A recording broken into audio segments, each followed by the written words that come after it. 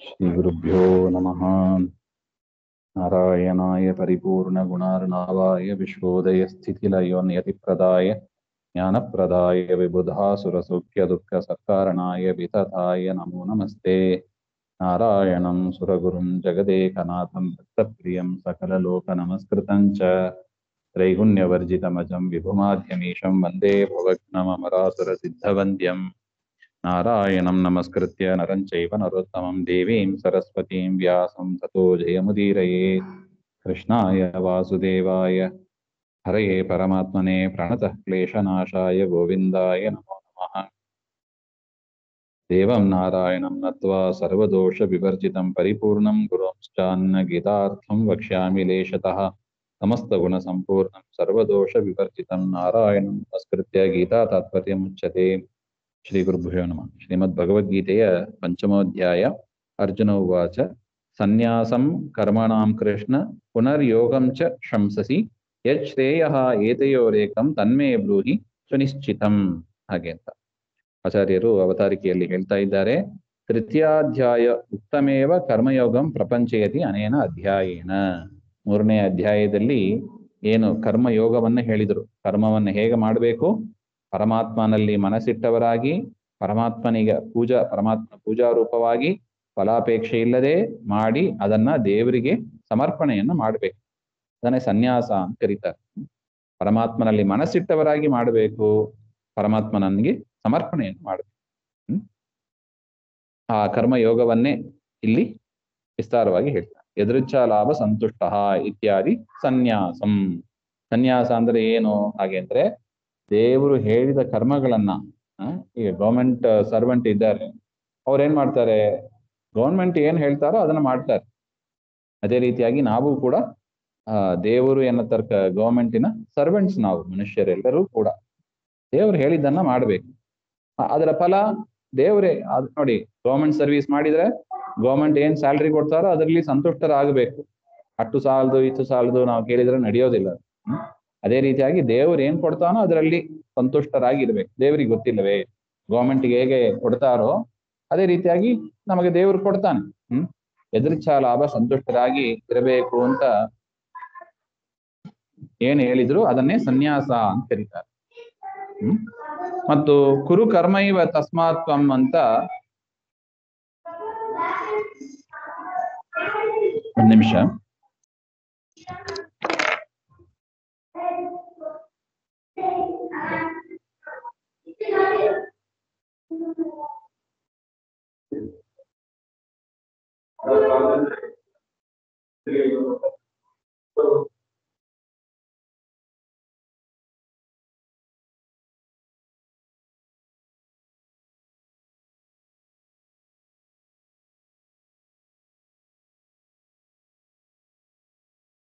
ಸರಿಯಾಗಿ ಕೇಳಿಸ್ತಿಲ್ಲ, ಕಟ್ಟಾಗಿ ಬರ್ತಾ.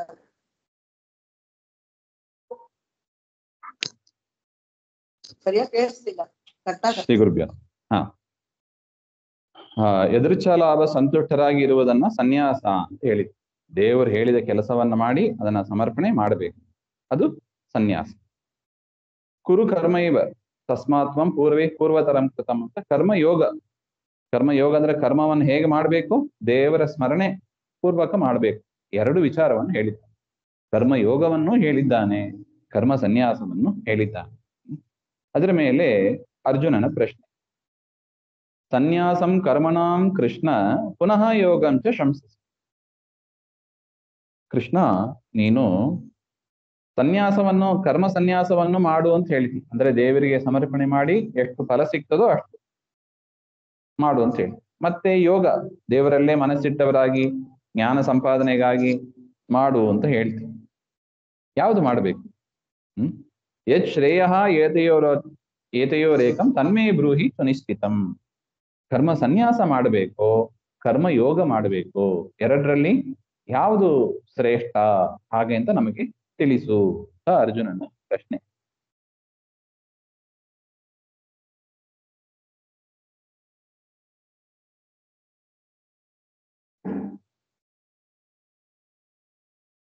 ಅಯಂ ಭಾವ ಸನ್ಯಾಸಸ್ಯ ಅಧಿಕತ್ವೇ ತಮೇವ ಗೃಹೀಷ್ಯಾಮಿ ಕಿಂ ತದ್ವಿರೋಧಿನ ರಾಗಾದಿಯುಕ್ತೇನ.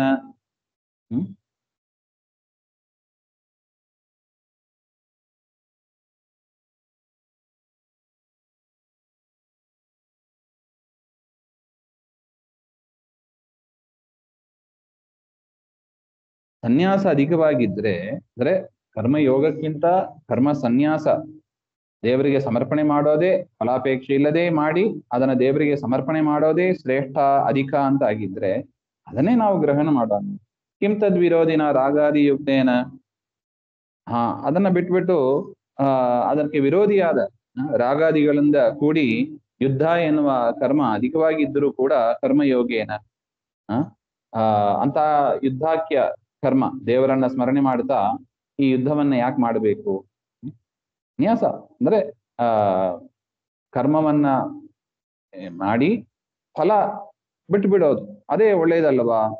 ಸನ್ಯಾಸ ಶ್ರೇಷ್ಠ ಅಂತ ಆಗುತ್ತದೆ ಹಾಗೆ ಅಂತ ಆದ ಪಕ್ಷದಲ್ಲಿ ಹಾಗೆ ಮಾಡ್ಬೋದಲ್ವಾ, ಯುದ್ಧ ಯಾಕೆ ಮಾಡ್ಬೇಕು ಅಂತ ಮತ್ತೆ ರಾಗಾದಿಯುಕ್ತೇನ ರಾಗಾದಿಗಳಿಂದ ಕೂಡಿದೆ. ಯಾಕೆಂದ್ರೆ ಯುದ್ಧ ಅಂದ್ರೆ ಏನಾಗಿದೆ, ನಾನು ಗೆಲ್ಲಬೇಕು ಅಂತ ಒಂದು ರಾಗಾದಿಗಳು ಇರುತ್ತದೆ. ಮತ್ತೆ ಶತ್ರುಗಳ ಮೇಲೆ ದ್ವೇಷವೂ ಇರುತ್ತದೆ. ರಾಗದ್ವೇಷದಿಂದ ಕೂಡಿದ ಈ ಯುದ್ಧಾಖ್ಯ ಎನ್ನುವ ಕರ್ಮದಿಂದಲೂ ಸನ್ಯಾಸವನ್ನ ಮಾಡೋದು ಉತ್ತಮ ಆಯ್ತಲ್ವಾ ಹಾಗೆ ಅಂತ. ಅಥವಾ ಸನ್ಯಾಸ ಅಂದ್ರೆ ಇನ್ನೊಂದು ಅರ್ಥವನ್ನು ಹೇಳ್ತಾರೆ, ಸನ್ಯಾಸಾಶ್ರಮ. ಯಾಕೆ ಈ ರಾಗದ್ವೇಷದಿಂದ ಕೂಡಿದ ಯುದ್ಧ ಎಲ್ಲ ಮಾಡ್ಬೇಕು, ಸನ್ಯಾಸ ತಗೊಂಡ್ಬಿಟ್ರೆ ಒಳ್ಳೇದಾಯ್ತಲ್ವಾ. ಸನ್ಯಾಸಿಗಳಿಗೆ ಈ ನೀ ಹೇಳಿದಂಗೆ ಜ್ಞಾನದಲ್ಲೇ ಆಸಕ್ತಿ ಇರುತ್ತದೆ, ಜ್ಞಾನ ಕಾರ್ಯ ಮಾಡ್ತಾ ಶ್ರವಣಾದಿಗಳನ್ನ ಮಾಡ್ತಾ ಇರ್ಬೋದು. ಸನ್ಯಾಸಿ ಆಗ್ಬಿಡ್ಬೋದಲ್ವಾ ಹಾಗೆ ಅಂತ. ಇತ್ಯಾದಿನ ಸನ್ಯಾಸ ಆಶ್ರಮಂ ಶಂಸಸಿ. ಒಂದು ಕಡೆ ಸನ್ಯಾಸಾಶ್ರಮವನ್ನು ಕೂಡ ನೀನು ಹೊಗಳ್ತೀಯ, ಯೋಗ ಸನ್ಯಸ್ತ ಕರ್ಮಾಣಂ ಹಾಗೆ ಅಂತ ಹಿಂದೆ ಬಂದಿದೆ. ಯೋಗ ಮಾತಿಷ್ಠ ಇತ್ಯಾದಿನ ಗೃಹಸ್ಥಾಶ್ರಮ. ಸನ್ಯಾಸ ಯೋಗ ಅಂದ್ರೆ ಗೃಹಸ್ಥಾಶ್ರಮ ಅಂತನೂ ಹಿಂದೆ ವ್ಯಾಖ್ಯಾನ ಬಂದಿದೆ. ಸೊ ಎರಡು ವ್ಯಾಖ್ಯಾನ ಇದೆ, ಸನ್ಯಾಸ ಮತ್ತು ಯೋಗ ಎಂಬುದಕ್ಕೆ. ಒಂದು ಕರ್ಮಫಲ ತ್ಯಾಗ ಬಿಟ್ಟು ಪರಮಾತ್ಮನಲ್ಲಿ ಮನಸ್ಸಿಟ್ಟವರಾಗಿ ಕರ್ಮವನ್ನ ಮಾಡೋದು, ಎರಡರಲ್ಲಿ ಯಾವುದು ಶ್ರೇಷ್ಠ. ಅಥವಾ ಸನ್ಯಾಸಿಯೇ ಆಗಿಬಿಡೋದು, ಸನ್ಯಾಸಾಶ್ರಮವನ್ನ ಸ್ವೀಕಾರ ಮಾಡಿ ಗೃಹಸ್ಥಾಶ್ರಮವನ್ನ ಬಿಟ್ಟು ಸನ್ಯಾಸಾಶ್ರಮ ಆಗಿಬಿಡೋದು ಉತ್ತಮ ಅಂತ ಅನಿಸ್ತದೆ. ಇದೆರಡರಲ್ಲಿ ಯಾವುದು ಶ್ರೇಷ್ಠ ಹಾಗೆ ಅಂತ ಎರಡು ರೀತಿಯಾದ ಸನ್ಯಾಸಕ್ಕೂ ಯೋಗಕ್ಕೂ ಎರಡು ರೀತಿಯಾಗಿ ಅರ್ಥವನ್ನ ಹೇಳಬಹುದು. ಅದರಿಂದ ಸನ್ಯಾಸ ಯೋಗ ಎರಡರಲ್ಲಿ ಯಾವುದು ಶ್ರೇಷ್ಠ ನನಗೆ ಸ್ಪಷ್ಟ ಆಗ್ತಾ ಇಲ್ಲ ಹಾಗೆ ಅಂತ ಅರ್ಜುನನ ಪ್ರಶ್ನೆ. ಭಗವಾನೋಚ ಪರಮಾತ್ಮ ಹೇಳ್ತಾನೆ,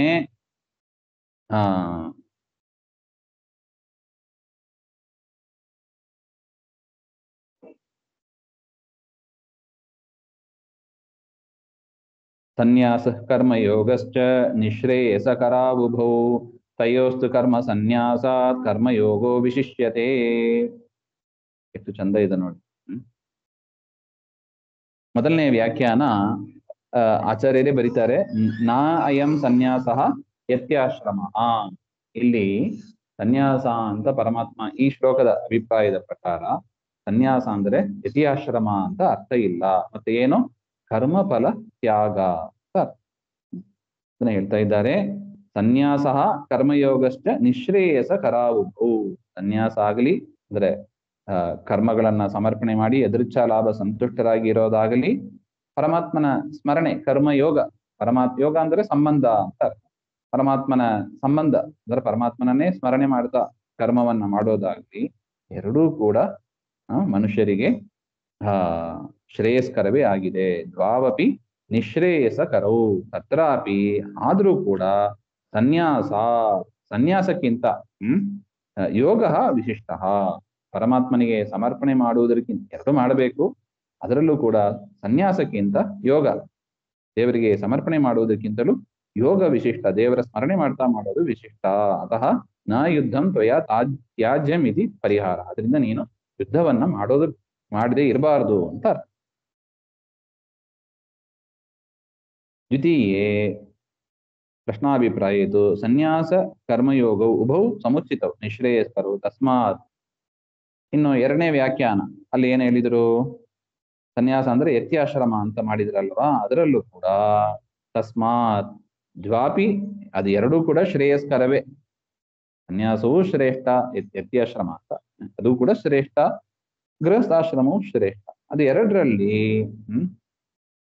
ದ್ವಾವಪ್ಯನುಷ್ಠೇಯೌ ತತ್ರ ಅನ್ಯತರ ಶ್ರೇಯಸ್ತ್ವ ಪ್ರಶ್ನೋ ಅನರ್ಥಕಃ ಏವ ಸ್ವರೂಪ ಮಾತ್ರ ಜ್ಞಾನಾರ್ಥಂ ಪ್ರಶ್ನಶ್ಚ ಉದ್ಯೋಗಃ ಏವ ವಿಶಿಷ್ಟತೆ. ಹಾಗೆ ಅಂತ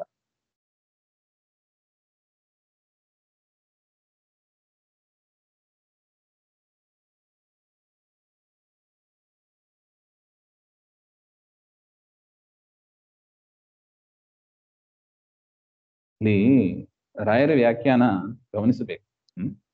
ಸನ್ಯಾಸ ಅಂದ್ರೆ ಏನು? ಕಾಮಾದಿ ವರ್ಜನ ರೂಪ ಅಂತ ಅರ್ಥ. ಎಷ್ಟು ಚಂದ ಓದು ನೋಡಿ.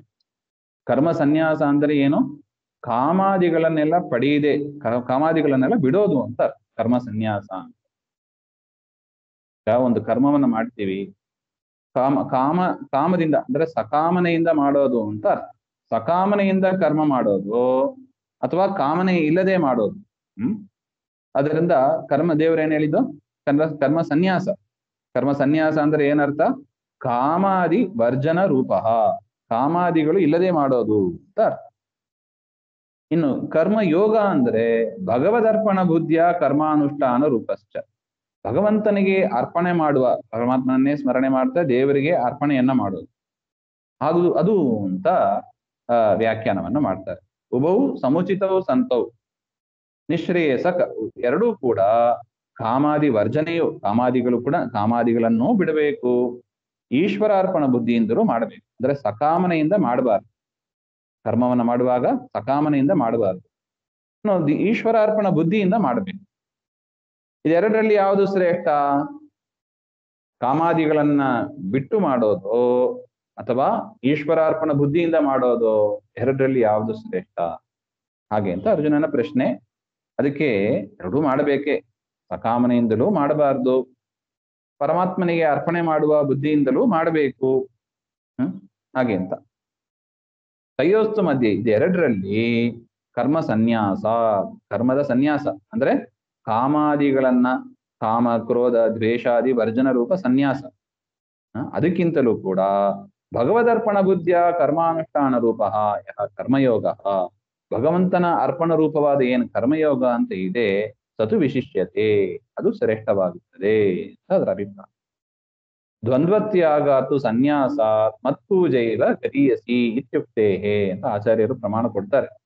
ದ್ವಂದ್ವತ್ಯಾಗ ಅದೇ ಕರ್ಮ ಸನ್ಯಾಸ ಅಂದ್ರೆ ಏನು? ಕಾಮ ಕ್ರೋಧ ಇತ್ಯಾದಿಗಳ ವರ್ಜನೆ, ಕಾಮಕ್ರೋಧಾದಿಗಳನ್ನ ಬಿಡಬೇಕು, ಅಥವಾ ದೇವರ ಈಶ್ವರಾರ್ಪಣ ಬುದ್ಧಿಯಿಂದ ಕರ್ಮವನ್ನ ಮಾಡಬೇಕು. ದೇವರ ಪ್ರೀತಿಗಾಗಿ ಮಾಡೋದಷ್ಟೇ ಪಾಯಿನ್, ಯಾವುದಕ್ಕೂ ನಾನು ಕರ್ಮ ಮಾಡೋದಿಲ್ಲ. ಉದಾಹರಣೆಗೆ ಅಡಿಗೆ ಯಾಕೆ ಮಾಡೋದು? ಕರ್ಮ ಸನ್ಯಾಸ ಅಂದ್ರೆ ಏನು? ಇಲ್ಲಿ ನನ್ನ ಮಗನಿಗೆ ಒಳ್ಳೆ ಆರೋಗ್ಯ ಬರಬೇಕು, ಚೆನ್ನಾಗಿ ದೇಹ ದಷ್ಟಪುಷ್ಟನಾಗಬೇಕು, ಈ ಕಾಮನೆಯಿಂದ ಅಡಿಗೆ ಮಾಡಿ ಬಡಿಸೋದು ಒಂದು ಕ್ರಮ ಇದೆ. ಈ ರೀತಿಯಾಗಿ ಮಾಡದೇ ಇರೋದು, ಆಸೆಗಳನ್ನ ಬಿಟ್ಟು ಮಾಡೋದು ಕರ್ಮ ಸನ್ಯಾಸ ಅಂತ. ಯಾವ ಕಾಮನೆಗಳು ಇರೋದಿಲ್ಲ, ಏನೋ ದೇವರು ಹೇಳಿದ್ದಾನೆ ಮಾಡೋದು ಕರ್ಮ ಸನ್ಯಾಸ. ಕರ್ಮ ಯೋಗ ಅಂದ್ರೆ ಏನು? ಅದೇ ಅಡಿಗೆ, ದೇವರ ಸ್ಮರಣೆ ಮಾಡ್ತಾ ಮಾಡೋದು, ಅದನ್ನ ಕೊನೆಯಲ್ಲಿ ಕೃಷ್ಣಾರ್ಪಣ, ಸ್ವಾಮಿ ನಿನಗಾಗಿ ಮಾಡಿದ ಅಡಿಗೆ, ಯಾರು ತೆಗೆದುಕೊಂಡ್ರು ಸರಿ, ಮಕ್ಕಳು ತೆಗೆದುಕೊಂಡ್ರು ಸರಿ, ಅತಿಥಿಗಳು ತೆಗೆದುಕೊಂಡ್ರು ಸರಿ, ಮನೆಯಲ್ಲಿ ಯಾರು ತೆಗೆದುಕೊಂಡ್ರು ಅದು ಕೃಷ್ಣಾರ್ಪಣ, ನಿನಗೆ ಅರ್ಪಣ. ಇದು ಕರ್ಮಯೋಗ. ಯಾವುದನ್ನ ಮಾಡಬೇಕು? ಅಡಿಗೆ ಮಾಡುವವರು ಕಾಮಾದಿಗಳನ್ನ ಬಿಟ್ಟು ಮಾಡಬೇಕು, ಕೃಷ್ಣಾರ್ಪಣ ಬುದ್ಧಿಯಿಂದ ಮಾಡಿ ಅದನ್ನ ಸಮರ್ಪಣೆ ಮಾಡಬೇಕು ಅಂತ. ಇದೆರಡರಲ್ಲಿ ಯಾವುದು ಶ್ರೇಯಸ್ಸು ಅಂತ ಅರ್ಜುನನ ಪ್ರಶ್ನೆ.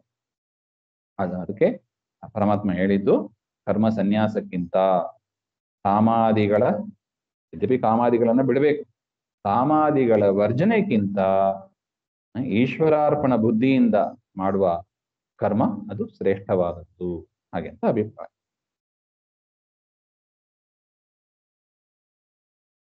ಜ್ಞೇಯಸ್ಸ ನಿತ್ಯ ಸನ್ಯಾಸಿ ಯೋನದ್ವೇಷ್ಟಿ ನ ಕಾಂಕ್ಷತಿ ನಿರ್ದ್ವಂದ್ವೋ ಹಿ ಮಹಾಬಾಹೋ ಸುಖಂ ಬಂಧಾತ್ ಪ್ರಮುಚ್ಯತೆ.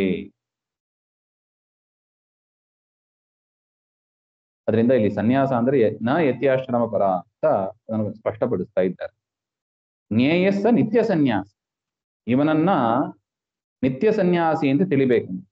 ಯಾರನ್ನ ಯದ್ಯಪಿ ಯದೃಚ್ಛಾಲಾಭ ಇತ್ಯಾದಿನ ಉಕ್ತಂ ಕಾಮಾದಿ ತ್ಯಾಗರೂಪಂ ಸನ್ಯಾಸಂ ಸನ್ಯಾಸಂ ಕರ್ಮಣ ಇತಿ ಅನೂದ್ಯ ಅರ್ಜುನೇನ ಪ್ರಶ್ನಸ್ಯ ಕೃತತ್ವಾತ್ ಅಸ್ತಿ ಏವ ತಸ್ಯ ಸನ್ಯಾಸ ಶಬ್ದಾರ್ಥ ಜ್ಞಾನಂ ಅತಃ ಅಸೌ ಸಂಪ್ರತಿ ನ ವಾಚ್ಯಃ ತಥಾಪಿ ಸನ್ಯಾಸಸ್ಯ ಉಕ್ತಂ ನಿಶ್ರೇಯಸಕರತ್ವಂ ಉಪಪಾದಯಿತಂ ಜ್ಞಾನಮಪಿ ತದರ್ಥಂ ಸ್ಮಾರಯತ್ಯನೇನ ಇತ್ಯದೋಷಃ. ಹೇ ಮಹಾಬಾಹಃ, ಯಹ ದ್ವೇಷಾಕಾಂಕ್ಷಾದಿಹೀನಃ ಕಾಮ್ಯಕರ್ಮತ್ಯಾಗಿ ಇತಿ ಉಪಲಕ್ಷ್ಯತೆ. ಯಾವ ಪುರುಷನಾದವ ಯಾವ ಪುರುಷನಾದವ ದ್ವೇಷ ಆಕಾಂಕ್ಷ ಇವುಗಳು ಇಲ್ಲದವನಾಗಿ ಇದ್ದಾನೋ, ಅಂದ್ರೆ ಕಾಮ್ಯ ಕರ್ಮ ತ್ಯಾಗಿಯಾಗಿ ಇದ್ದಾನೆ. ಕರ್ಮ ಸನ್ಯಾಸ ಅಂದ್ರೆ ಅದೇ ಅರ್ಥ, ಕಾಮ್ಯ ಕರ್ಮವನ್ನ ಮಾಡದೇ ಇರುವವನು. ಕೇವಲ ನನ್ನ ಮಗ ಚೆನ್ನಾಗಿರ್ಬೇಕು, ದಷ್ಟಪುಟ್ಟನಾಗಿರ್ಬೇಕು ಇತ್ಯಾದಿ ದೃಷ್ಟಿಯಿಂದ ಮಾಡುವವರು. ಅಡಿಗೆ ಉದಾಹರಣೆ ತೆಗೆದುಕೊಂಡು ಅದು ಕಾಮ್ಯ ಕರ್ಮ, ಅದನ್ನ ಬಿಡುವವರು ಕರ್ಮ ಸನ್ಯಾಸಿ ಅಂತ ಅರ್ಥ. ಕರ್ಮ ಸನ್ಯಾಸಿ ಅಂದ್ರೆ ಏನು? ರಾಗಾದಿಗಳನ್ನ ಬಿಡೋದು.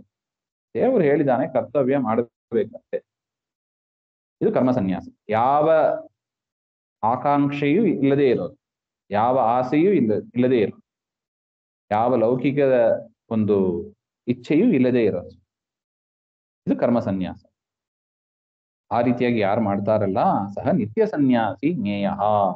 ಅಂಥವರನ್ನ ಈ ರೀತಿಯಾಗಿ ಯಾರು ಕರ್ಮ ಮಾಡ್ತಾರೆ ಅವರನ್ನ ನಿತ್ಯ ಸನ್ಯಾಸಿಗಳು ಅಂತ ತಿಳಿಬೇಕು ನೋಡಿ.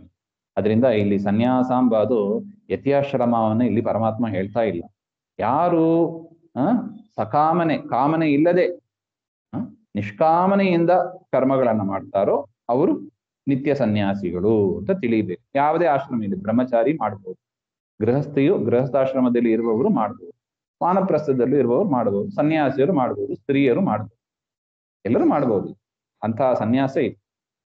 ಎಷ್ಟು ಬ್ರಾಡ್ ಮೈಂಡೆಡ್ ಆಗಿ ಇರ್ತದೆ. ಕರ್ಮ ಸನ್ಯಾಸಿ ಅಂದ್ರೆ ಅವನು ಅಂತ ತಿಳಿ ಅಂತ ಅರ್ಜುನನಿಗೆ ಹೇಳ್ತಾನೆ. ಸಯೇವ ಸುಖಂ ಯಥಾ ಭವತಿ ತಥಾ ಅನಾಯಾಸೇನ ಬೃಂದಾತ್ ಪ್ರಮುಚ್ಯತೆ. ಈ ರೀತಿಯಾಗಿ ಯಾರು ಮಾಡ್ತಾನೆ ಕರ್ಮ ಸನ್ಯಾಸಿ ಆಗಿರ್ತಾನೆ, ಸಕಾಮನೆ ಇಲ್ಲದೆ ನಿಷ್ಕಾಮನೆಯಿಂದ ಕರ್ಮಗಳನ್ನ ಬೆಳಿಗ್ಗೆಯಿಂದ ರಾತ್ರಿ ತನಕ ನಿಷ್ಕಾಮನೆಯಿಂದ ಯಾರು ಮಾಡ್ತಾನೆ ಅವನು ಅನಾಯಾಸವಾಗಿ ಕರ್ಮ ಬಂಧದಿಂದ ಬಿಡುಗಡೆ ಮಾಡ್ತಾನೆ. ಈ ಪ್ರಸಿದ್ಧಂ. ಅದರಿಂದ ಯುದ್ಧ ಎನ್ನತಕ್ಕ ಕರ್ಮವನ್ನ ನೀನು ಬಿಡಬೇಡ. ನೀನು ರಾಗದ್ವೇಷಾದಿಗಳನ್ನ ಬಿಟ್ಟು ಫಲಾಪೇಕ್ಷೆ ಇಲ್ಲದೆ ಗೆಲುವಾಯ್ತು ಸೋಲಾಯ್ತು ಏನೇ ಆಯ್ತು ಪರಮಾತ್ಮನ ಆಜ್ಞೆ ನಾವು ಮಾಡ್ಬೇಕಷ್ಟೇ. ಇದು ನಮ್ಮ ವಿಹಿತ ಧರ್ಮ. ಇದು ಹಾಗೆ ಅಂತ ಫಲಾಪೇಕ್ಷೆ ಇಲ್ಲದೆ ಕಾಮಾದಿಗಳನ್ನ ಬಿಟ್ಟು ನೀನು ಮಾಡು ಅಂತ. ಯಾಕೆ ಆ ರೀತಿಯಾಗಿ ಯಾರು ಮಾಡ್ತಾರೆ ಅವರು ನಿತ್ಯ ಸನ್ಯಾಸಿಗಳು, ಅವರು ಕರ್ಮಬಂಧದಿಂದ ಬಿಡುಗಡೆ ಹೊಂದುತ್ತಾರೆ. ಅದರಿಂದ ನೀನು ಫಲಾಪೇಕ್ಷೆ ಇಲ್ಲದೆ ನಿಷ್ಕಾಮನೆಯಿಂದ ಈ ಯುದ್ಧವನ್ನ ಮಾಡು ಅಂತ. ಒಂದನೇ ವಿಚಾರ ಮತ್ತೆ ಶ್ರೀಮಧ್ವಾಂತರ್ಗತ ಶ್ರೀಕೃಷ್ಣ ಆತ್ಮ ಶ್ರೀ ಹರೇ ನಮಃ.